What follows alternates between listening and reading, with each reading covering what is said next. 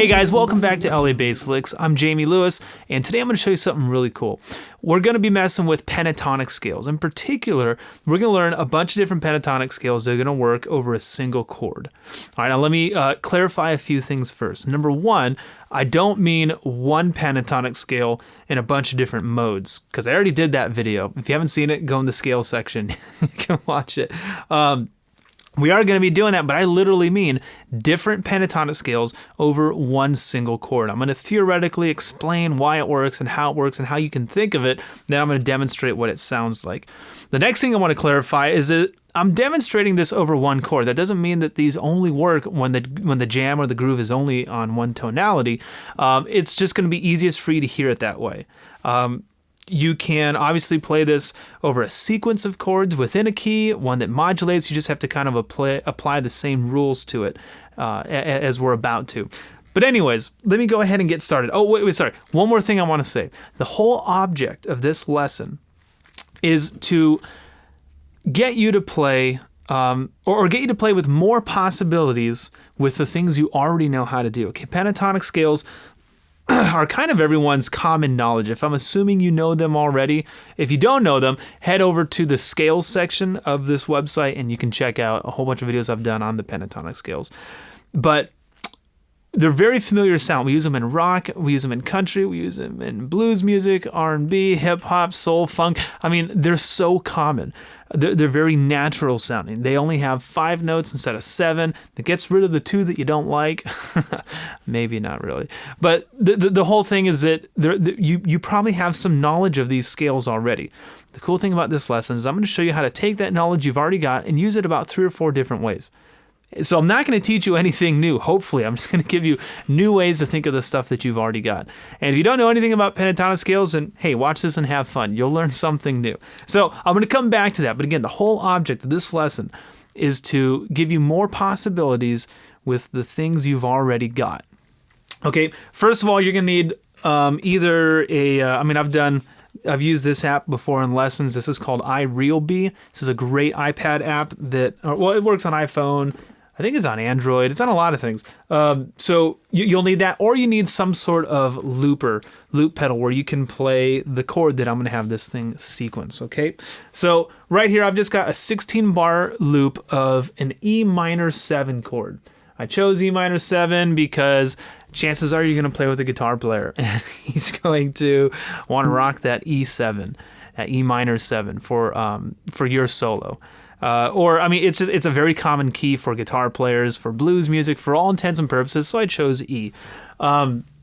Here's what it's going to sound like. I've got it at 70 BPM. It's a pretty slow tempo.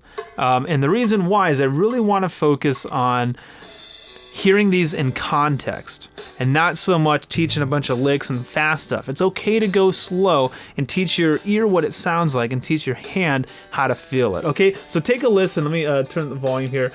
Take a listen to this groove. Pretty much exclusively E minor 7. So let's put you in context. Okay, you're a bass player. You're in the band. There's a drummer playing a really kind of down-tempo groove like this. The guitar player is just giving you some comp in the background of one single chord. If you had to choose just one thing that you were going to play, what's it going to be?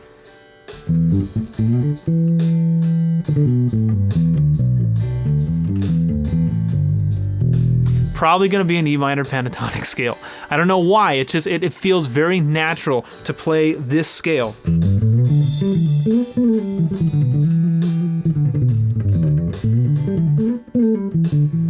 It's like the rock and roll Jimi Hendrix scale, you know what I mean? E minor pentatonic, and by the way, I'll come back to this later, but blues scales can also be kind of substituted over it. If you don't know, here's an E minor pentatonic, here's an E blues. Just kind of adds one extra chromatic note between the A and the B. So there you go. You can substitute those as well. But I guarantee, if you were to jam on that, you'd probably be rocking that scale first. That's your go-to. And it makes sense because it's a minor chord and we're playing a minor pentatonic scale. So we're doing E minor pentatonic over that. Now, by the way, Again, if you don't know this, every minor has a relative major. Every major has a relative minor, and they're one and the same, vice versa. So E minor is the same as G major. G major is the same as E minor. They both hold the same key signature, G, A, B, C, D, E, F sharp, 1 sharp. Pause this for a second. If I'm confusing you, if I'm throwing out lingo that you're not familiar with, head on over to the music theory part of this site and watch my whole thing on keys and scales and key signatures and that kind of stuff if I'm losing you on any of that. Let's jump back in. So I'm going to play this again. And the thing that I want you to listen for is, well, if that's the only thing you can do over this scale, or if that's your first thing to go to, and then you start doing Dorian, and but you're kind of locked in this mentality of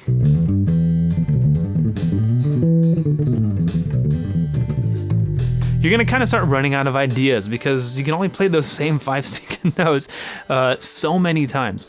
So, again, E minor is the most obvious choice. What's the next most obvious? Let me give you the answer. It's D major pentatonic. Okay, or again, by default, B minor pentatonic. They're one and the same, right? Because the relative major minor thing. D major pentatonic works well over this as well. So let me play, here's that E minor pentatonic.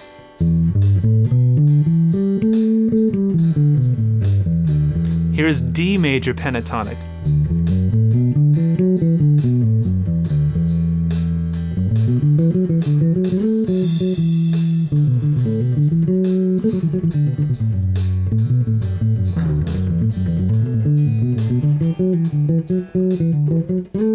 I don't know what that was. Oh, I'm getting a Facebook message.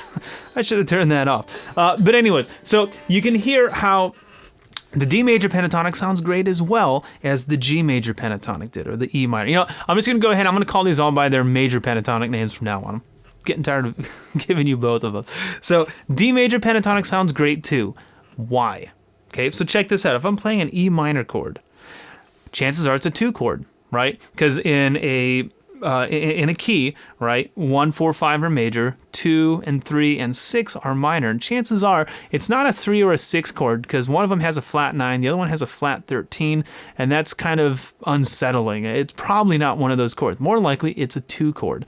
So if E minor is your 2, then what's your 1? You just got to go back 1 step. E minor would go backwards to D. So I'm actually in the key of D major. And by the way, I'll just stop again. If I'm throwing you off with all this chord numbers and nonsense, music theory section. That's where you want to learn this stuff. So if I'm playing D major scale over E minor, that means D major pentatonic will work as well because it's all the same notes, just skipping out a few of them. So that's a rule that you can take to the bank. Anytime you have a major triad, right, because of D major triad, I can play a major pentatonic scale over it. Just like if I have a minor triad, I can play a minor pentatonic scale over it. All right. Doesn't matter whether it's major or dominant. You can still play major pentatonic over either one. So as you heard, I mean, from this example, D major pentatonic sounded great. So did G major pentatonic. There's one more that's going to sound awesome. Okay. And that is, well, let's think about it. Okay. If D is my 1, right? What's my 4 chord? Because remember, I'm going for major pentatonics here. So if 1 is D, what's 4? D, E, F sharp, G. Well, we already did G major pentatonic. That was the same as E minor that we started with, right? So if that's 4, what's 5? D, E, F sharp, G, A. A major pentatonic is going to sound great as well. And I'll play that one for you right now, okay? So here's G major pentatonic, the one that we started with, okay? The one that was our go-to. Here's D major. Here's A major pentatonic.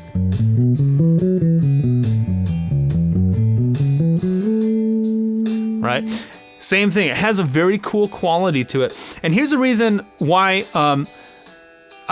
our go-to is E minor, because it is the easiest one to work with. It's got the 1, the 3, a 4, it's really just in passing, a 5 and a 7. It's got 1, 3, 5, 7 in it. Those are 4 of the notes, right? There's 5 notes in a pentatonic scale. 4 of them are being played right now. So that's why E minor pentatonic or G major pentatonic is the best one to use, right? However, D major works great because it takes away that third, that G, and turns it into an F sharp. So now we have a E minor 9 chord. So we have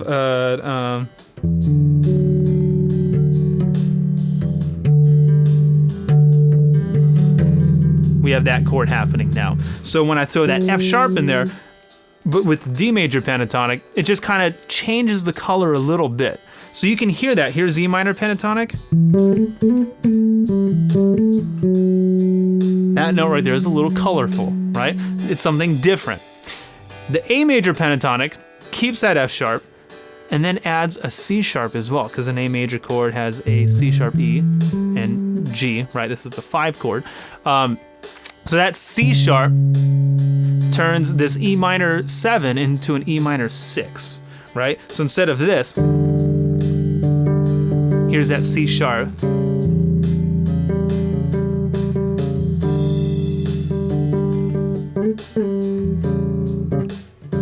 Right? It's a really cool sound. So again, it's just another color. It just strays further from what that normal sound is. You know what I mean? So you can hear kind of the evolution of what's happening here. E minor. Nice and safe.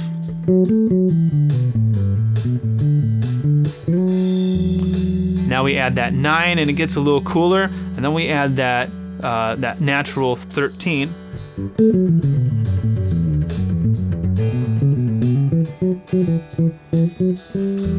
Right? So this is a cool way to kind of stray away from what that normal sound is without actually stepping out of context. We're not adding in new notes to the key. We're not stepping outside of tonality. We're not doing anything wrong. We're just playing with new colors is kind of the way that I like to think of it. All right. So if you're with me, okay, I'm going to keep going here. If I lost you at all, go ahead, pause, rewind. You can watch this as many times as you want. Here's what you need to do now, okay? The next step, now that you understand how all this works and why it works, now we're going to put some practice into it. Check this out. What I want you to do is play E minor pentatonic all over the neck. Okay, again, you got to know your modes, right? So I'm going to start here in the lower position. And just, if you want to at first, just play the scales ascending and descending.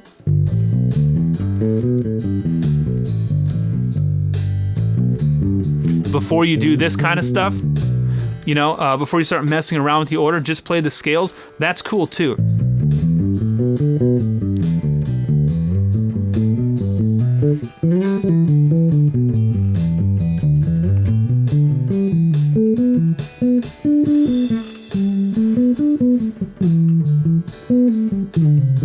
Oops. Right? So you can see, I mean, I'm playing E minor pentatonic all over the neck, all over this chord. And again, it sounds normal, it sounds nice. Now, what I want you to do is play D major pentatonic, and I want you to do the same thing, go all the way up and down the neck. And it's very important that you don't change, only play the notes that are in D major pentatonic. I'll go ahead and I'll start right.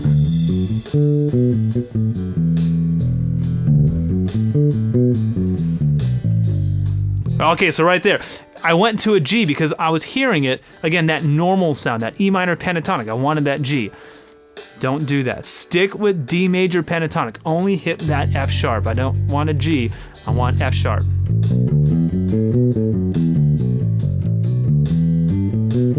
I did again.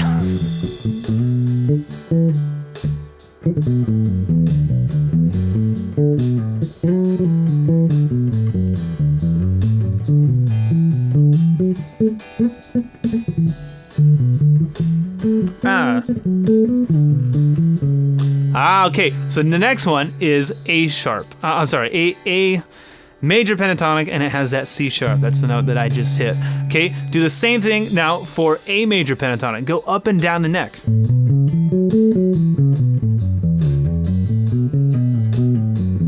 This is, by the way, F sharp minor pentatonic, same thing.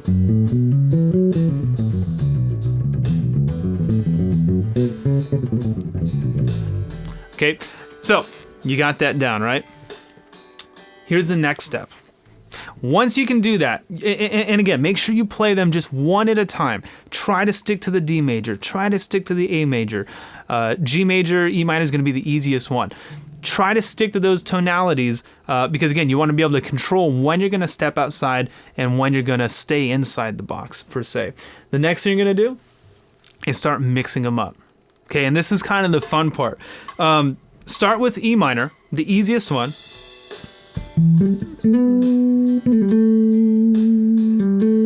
Give yourself a nice, some nice space. Don't try to play a bunch of notes at first.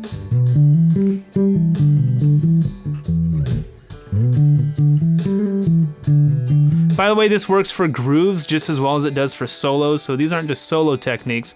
You can use them for creating bass lines and stuff too.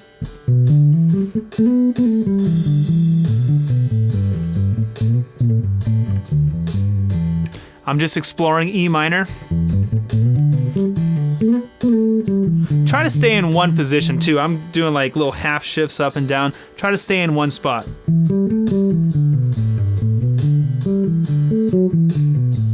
Do you see what I did there? I introduced that D major pentatonic just for a second. Again, it's only different by one note, but it was enough to kind of add a new life to what I was just playing.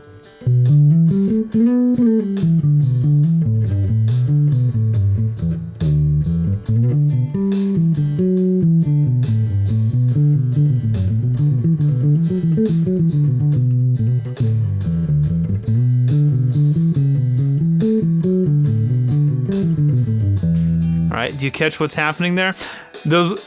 I was staying pretty much well inside of E minor for the bulk of that. And when I did add an F sharp, when I did play D major pentatonic, it was kind of like, ooh, ah, it was something new, it was something fresh. And then when I finally tossed in that A major pentatonic lick, that C sharp made it even more like, oh man, that's cool. And then I brought it back into D major pentatonic. It got more normal, and then finally ended it with G major pentatonic. Yeah, correct. I'm correct. I'm throwing so many things out. I'm confusing myself now. But you can hear kind of the linear process of that, from basic to kind of stepped it up a notch, stepped it up, and then kind of stepped myself way back down. So go ahead and do that all over the neck in a bunch of different places.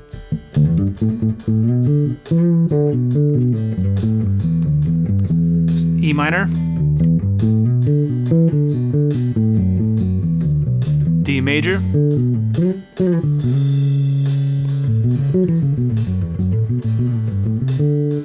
I threw a wrong note, but that's okay.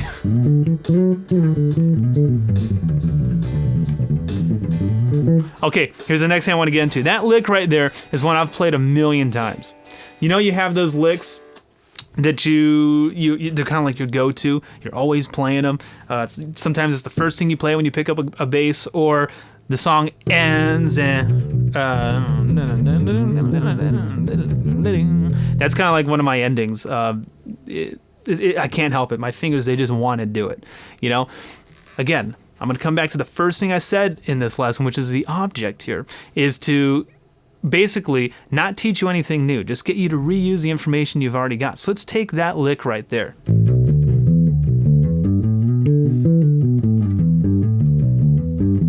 So it's something like that, okay? And I'm doing that around E, right? Because, well, this is an E minor chord.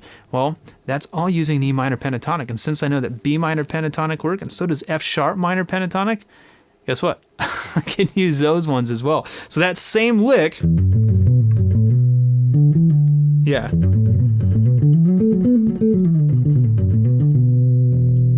Also works over this same sequence. Same thing with F sharp minor pentatonic.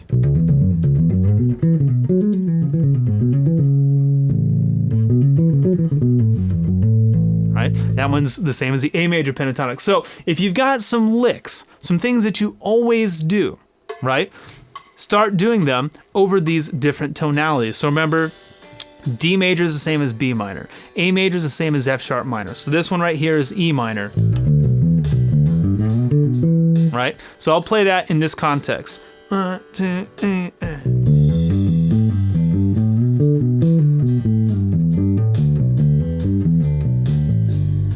Right? That's kind of the idea. So I'm doing it over an E minor pentatonic scale because that's where I normally do it. Sounds good. I'm going to do it over B minor right now. Because remember, B is the same as D.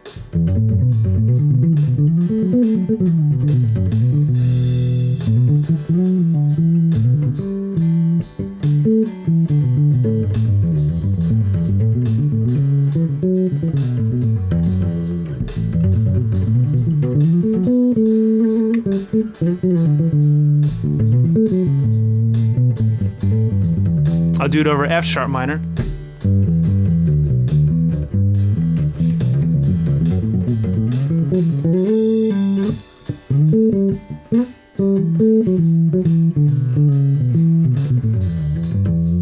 So you can see how this is a really cool technique that is easy to do. It's easy to execute. And the whole point here is literally just to get you to do new things with the old information that you already have. So take your licks, your pentatonic scales, your blues scales, just the go-to things that you do all the time that are pentatonic.